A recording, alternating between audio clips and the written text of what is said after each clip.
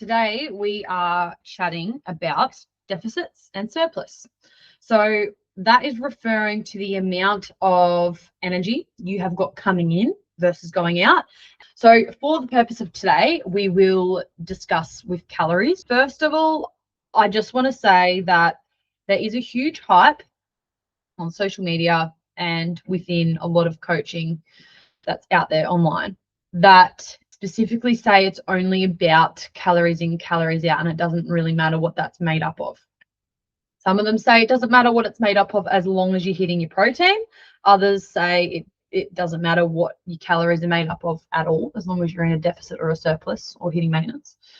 And then you've got people like me who say it fucking matters what you're putting in your body, because I care more about the before and after photos that you get at the end that can be put onto my website to make more money and get more people to do it, because X, Y, and Z clients lost 20, 25, 15 kilos in 6, 8, 12 weeks. What we want is a healthier body, a healthier mind, a good relationship with food, exercise, your body, with creating the best body composition you can with the vessel you have got. All of those things matter, and the choices you make aren't silly.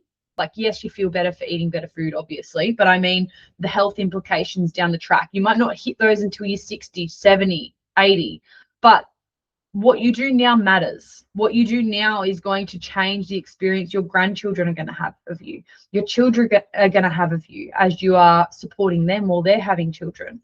All of these things, the quality of retirement that you're going to have. So it all adds up and it all matters. And of course, it's all going to affect your training and your recovery and everything like that as well. So it's going to make you feel really good now if you're choosing those things. So let's talk about deficits. Going off feel and mindfulness is a tricky thing to do. It's something that I'm doing at the moment. I know that I'm in a deficit because I'm losing weight. And I know it's fat mass because I'm still performing better than ever, probably, at the gym. So my WODs, I'm still getting really fast times, most rounds, generally pumping out some good numbers. I've just PR'd my back squat, my front squat, and my bench press, all in the last 6 weeks, 8 weeks. I've gone from 67 kilos down to 63. So I know that what I'm doing is working. And these are the sort of things that you should see, plus feeling good, getting good sleep, good energy levels, not burning out by the end of the day. They're the sort of things that you should feel like if you are in a healthy deficit. If you are struggling and you aren't hitting PRs, you aren't able to get through WODs without feeling like you're dying, you aren't able to get through the day without like some serious cravings, and you are feeling constant hunger, your sleep is actually disturbed. You'd think you'd sleep more when you're in a severe deficit. Sometimes it can be broken. You'll have a shorter temper, and that's because you're starting to go into that kind of primal mode because you're trying to survive.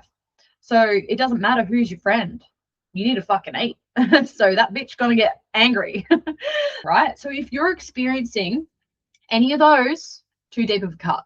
Over the long term, doing things like a proper body scan and a DEXA scan are some fantastic tools to see what's actually going on. They measure your fat, your muscle, plus a bunch of other stuff. So just know that if you get on the scales and you were 65 last week and now you're 67, don't freak the fuck out and then go restricting and exercising and walking heaps. Just keep doing what you're doing, okay? And then weigh in again a week later and go, oh, there we go. Okay, I'm back down to 65, normal, sweet. I would not recommend, if you're in a deficit, to weigh in any more than fortnightly, because it can be a bit defeating in that purpose. Because generally speaking, you can have about 2 kilos of gain or loss throughout the day. The best way long term to lose body fat and keep it off in a healthy way is to slight deficit and try and have it towards the end of the day. The most efficient way for the short term. Most efficient way to lose weight is just to not eat. Your body has to burn through fat. It's got no other choice, right? But what does that tell your body to do in the long term when you start eating again? It tells you to hold the fuck onto it, because you don't know when your next meal's coming, because this bitch might not eat again. Okay, so it's going to hold on to fat to keep you alive. So yes, it will shed it at the start, but then when you start to try and get back to normal life, you will gain it and gain it tenfold, because now not only have you lost that fat, but you've also lost muscle, which is, remember, your metabolic tissue. That's what's going to keep you ticking along and moving more and wanting to do all the things. That's why I can't stop moving my fucking hands. Yes, have a laugh. So that's that. That's what's going on there.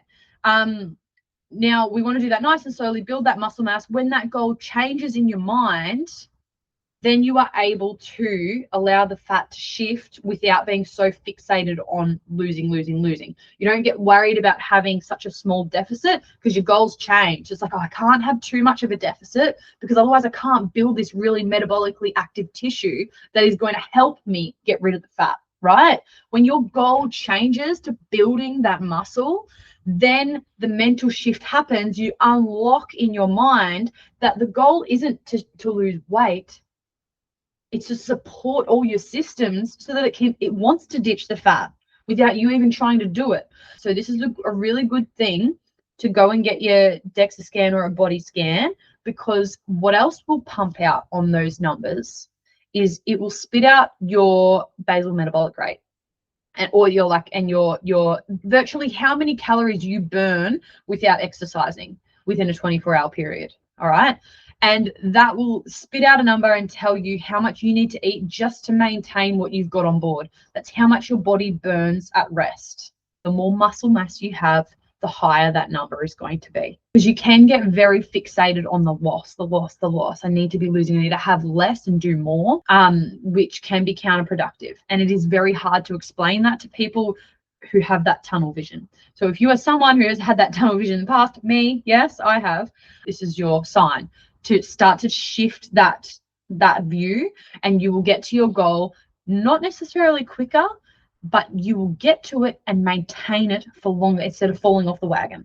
Now, if your goal is to build muscle and you are already happy with your body fat percentage, what you are looking to do is be in a surplus, ideally with resources that you can build muscle mass with.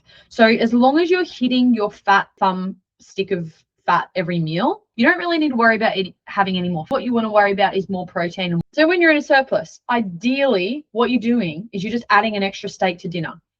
Ideally you're adding an extra snack. You're just adding a yogurt bowl or adding a protein smoothie.